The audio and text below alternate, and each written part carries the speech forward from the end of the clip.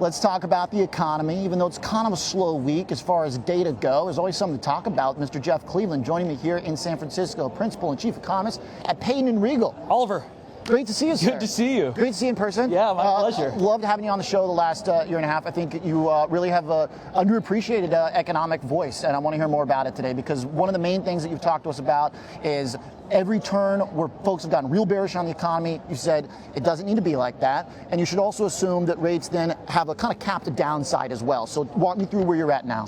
Yeah, I think over the summer we went through a growth scare. So, late July, early August, slower non-farm payroll growth. We had some downward revisions to payrolls, and a lot of conversations were about, do we have an imminent recession? People were messaging me, Oliver, saying that the Fed needed to get on board with an emergency intermediate rate cut. That was the mindset in the summer. It kind of led us to that 50, I guess. Yeah, and that kind of drove 10-year yields down to 360, 365 early September. And now we've moved back up. I think big part of that is the data has come out better. We got a better payroll report.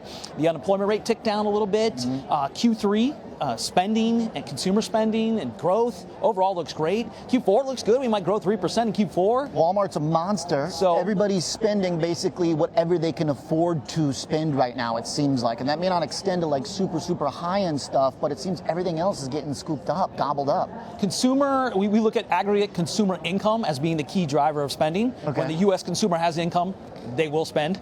Saving, not a huge priority. So we're seeing nominal consumer income grow at 5% annual clip. So that's enough to sustain the economy. So we think we'll continue to see growth over the next 6 to 12 months. How much confidence do you have that the creep we are getting in either unemployment or continuing claims can move along at a creep or maybe even go the other way? Because kind of some of the thought processes, like once you open up that Pandora's box a little bit, that's kind of like the whole yield curve uninversion, that type of stuff. Yeah. Well, people say, hey, the unemployment rate was 3.4, ticked up to 4.2. Usually it just continues to rise once it starts to creep up. Okay, that's interesting, but then you got to look into what drove that increase in the unemployment rate. A big chunk of it, we think, was people coming back into the labor force, or new entrants to the labor force. So that's not a dire scenario for us. We'd be much more concerned if it was driven by layoffs. So we can never be sure of anything, Oliver, but we could just look every week at the initial claims data, which looks great, at still near historic lows. So I don't think layoffs are picking up. So I think we can be somewhat confident about the job situation at the moment. You know how much I love talking bonds and the data and the hard stuff, but then we've got this other element right now. We're talking about like who's going to be Treasury Secretary and are we actually going to cut all these jobs? I mean, it seems like there are a few things that are a little bit outside the realm of traditional economics. Like if we really take an axe to like 1 to 2 million jobs, like Ramaswamy told us that he wants to do, how do you model it? How do you figure out what happens? Well, I think, first of all, we don't know the details on what could be implemented. We don't know the timing of that. So I think that's something. So there's kind of a knee-jerk reaction, I think, in the market, maybe premature. I always tell people, hey, at the federal level, you have federal employees, but most government employment is state and local. I don't think there's a mandate to eliminate those jobs. We're talking about school teachers and bus drivers. They're going to go federal. That's in their mind, the low-hanging fruit. Yeah, so, I mean, if they are going to cut some bloat, I'm fine with that. If that's what the goal is, I don't think that's going to be overall negative to the U.S. economy. I just think we have very little detail to go on, so we can't be too confident in these projections.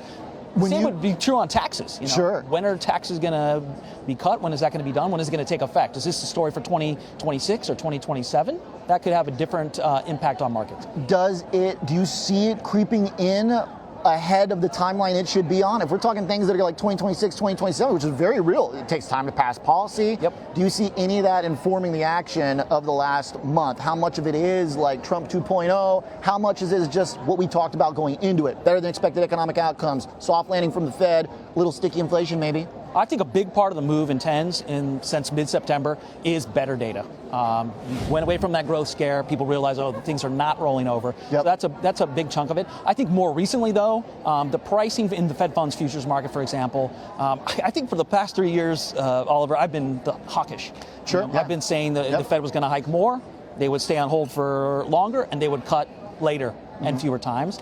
Now I find myself looking at what's priced in, and I think actually the Fed could go more than is priced in. So I think maybe the bond market tends to swing in the wrong direction from 2 or 3 times a year, and it's now maybe gone to too hawkish of a direction. Which has been basically dropping that December to like 60-ish%. Yep. Or is your view then that should be locked in 100? I think it's still live. I think it's still possible. I mean, we heard last week Jerome Powell speaking in Dallas, and he said, we think we're still restrictive where we are. We're still above neutral. Why? Because the labor market has softened, to your earlier point. So they don't want to derail the labor market.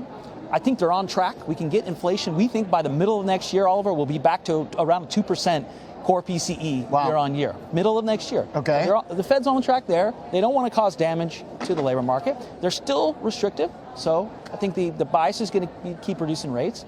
December's a good opportunity for that. And then we have 4 next year. How stop and go should they be given the policy discussion too of uncertainty? Should Powell be aware that there could be kind of not like black swan, but exogenous events that are not kind of on the economic calendar? I think they have to look at the data as it comes in and versus their projections. Try and stay pure. Yep, and I think 1 cut per quarter next year is reasonable. I think that's a gradual pace. They have 8 meetings, that's every other meeting, so I think that will give them enough time. But I think it's still, the tax law changes. When are we going to know what they are? Is it going to be sometime late next year? And then when are they going to take effect?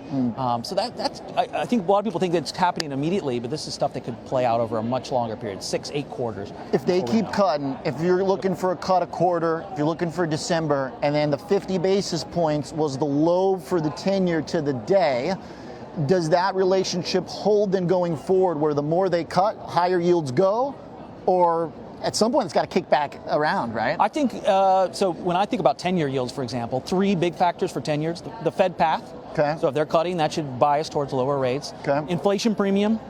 If I'm right and we get back to core PCE at 2% middle of next year, then that should put downward pressure on 10-year yields. And then the X factor really is that the third thing, term premium. Right. And a lot of people say that's just, the catch-all, but I think what's included in there is concerns about the fiscal situation. Okay. Auction's been going pretty smooth, though. Yeah, well, no disruptions, right? Yeah, I mean, we have a big deficit to finance. There's no doubt about that. I just traveled to Europe, so I would say this is the number one question that most of the European-based clients asked about. Is the U.S. going to be able to continue to pay interest, pay its bills? So then if they do this big cut program and it actually has meaning behind it, exactly, would that then reduce term premium in theory? Yeah, if you cut bloat at the federal level, you cut back on spending, you get the fiscal house in order, people get a little more optimistic that the deficit, instead of being a wide 6-7% of GDP, will start to shrink. That will help your term premium, and then that could get you to lower 10-year yields as well. I guess then to come back then to the rates connection, the Fed connection to the long bond, that 50 being the low in the yield, because our assumption is kind of, hey, they cut, yields come down. So far it hasn't worked like that. What will normalize that relationship? I think it's just they cut 50 in September. Maybe it was a lot? At the same time, data improved. For sure. And so that was a countervailing force. Okay. And then just talking with clients, Oliver, a lot of people on this fiscal concern, inflation concern front, perhaps due to Trump. And so that pushed up yields. So you just have a confluence of factors. Sure. Some of it might be a little more overlap, rather than correlation necessarily. When you talk with RIAs here, from your perspective as an economist, what are you hearing? What are their main discussions as it pertains? Well, everyone wants to know what to buy, and I've just been saying we've looked at 5 or 6 periods since around 1970 where you had a Fed cutting, and you had the economy not in a recession, Oliver, still continued growth. And in those handful of periods where that's happened, it's been risk on.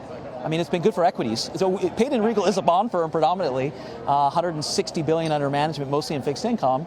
But I got to tell you, the history tells you, stay bullish on stocks, large cap, small cap, whatever. Also good for corporate bonds. In those 5 or 6 periods that we looked at, it was a good environment for high yield. It was a good environment for investment grade. Now, people say to me, but valuations are so stretched. Credit spreads are really narrow already. Right. But we know from the 90s and the mid-2000s, you can have extended periods where credit spreads are pretty tight. It all comes back to whether you see a recession in the next 12 months, and we do not. Amen. Great to see you again. My pleasure. Appreciate it very much, Jeff. Yeah.